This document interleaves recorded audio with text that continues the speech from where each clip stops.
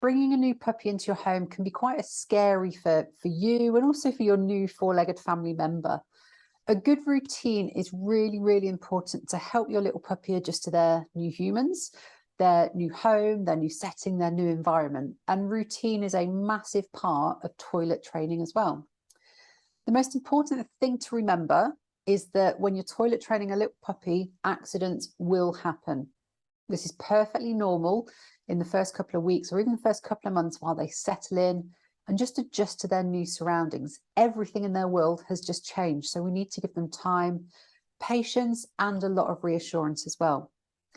If your puppy makes mistakes and they toilet indoors, don't tell them off. Telling your puppy off if they make a mistake can make the situation much, much worse. So if accidents happen, keep calm, clean it up, and be quicker just to preempt accidents happening in the future. Routine. As I've already mentioned, having a clear, reliable routine will massively help your puppy settle in. For example, feeding them at the same time every day means that you know when they're due to go to the toilet. So roughly 20 minutes after they've eaten is a good time to encourage that toileting to take place, as well as first thing in the morning, last thing at night. And also your puppy will also need opportunities to toilet after play or something exciting. So start to schedule toilet breaks immediately after your training or play sessions. During the early stages, your pup won't be able to hold that little tiny bladder for long. So you almost want to be over encouraging those toilet breaks to happen. So if you do that, you've got less chance of accidents occurring and more chance of actually your puppy achieving success. So what I'm going to encourage you to do is set yourself a reminder on your phone every 45 minutes. And that reminder is just to give them an opportunity to go to the toilet.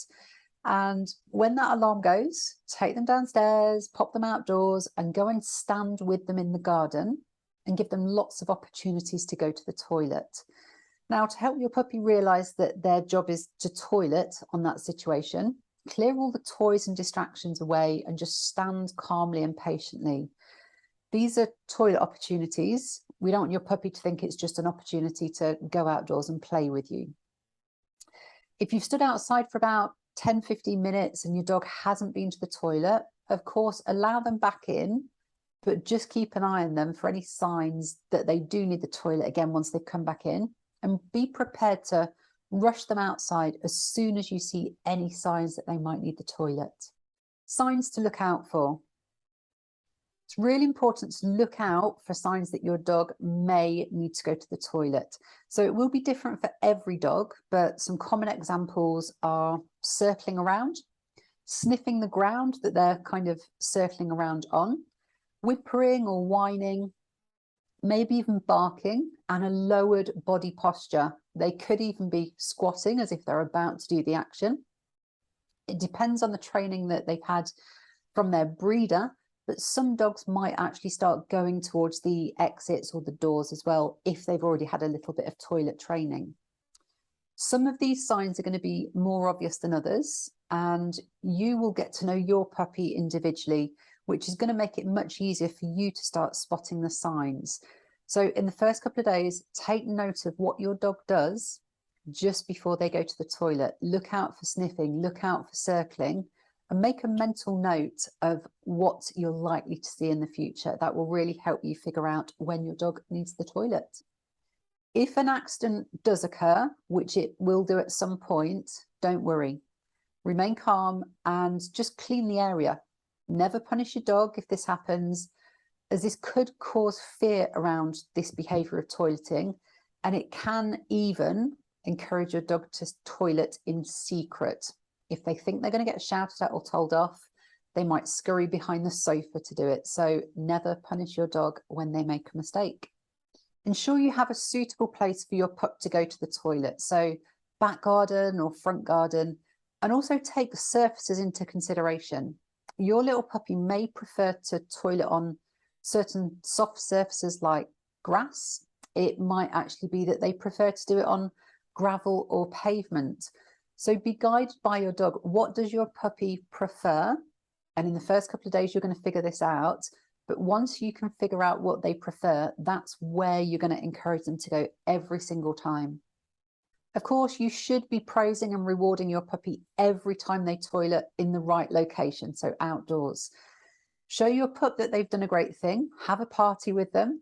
If they feel good about what they've done, they are more likely to offer the same behavior in the same location again.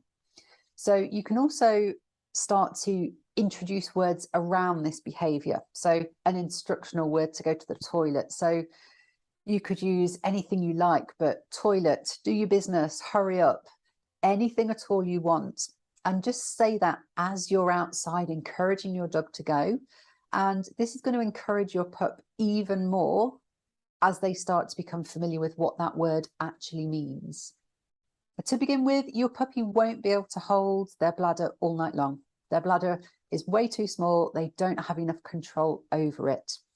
So your job overnight is to set regular alarms throughout the night to wake your puppy up and take them outside. By doing this, you're going to get way fewer accidents overnight, and it helps your puppy form a habit of never toileting indoors. As a rough guide for you, a brand new puppy, 8-week-old puppy, may need overnight toileting opportunities every couple of hours. If you're unsure on how often you should wake up, for the first couple of nights, do it every couple of hours, and then trial a few alarms for the first few nights, and then see if any accidents occur. If accidents are still occurring indoors overnight, that's an indication that you may need to increase the number of alarms that you're setting so you can get up and encourage your dog outside. On the other hand, if your puppy is not having any accidents overnight, then you can think about reducing the number of alarms. Eventually, your puppy will be able to go all night without a toilet break. It's better in the early stages to give them too many breaks so accidents don't happen than just hoping that they're going to last all night, because they simply won't be able to do it. A note on puppy training pads at this point. Please don't waste your time, your money, or your sanity for that matter on these things. A puppy training pad, a square of material, essentially encourages your dog to toilet on that square of material. It just so happens that that square of material happens to be inside your house. Therefore, you're inadvertently training your puppy to toilet in your house. Honestly, it's much easier to make the rules very distinct, so black and white rules. Toileting happens outdoors and not indoors. My biggest tips for you: be patient, be really proactive, don't be reactive. So by that, I mean set regular alarms to take your dog out so you don't get the accidents. And also, on the odd occasion where an accident does happen, it's never your puppy's fault. They know no better at this point, so don't punish them. Follow that proactive routine and your puppy will be toileting outside consistently in no time at all.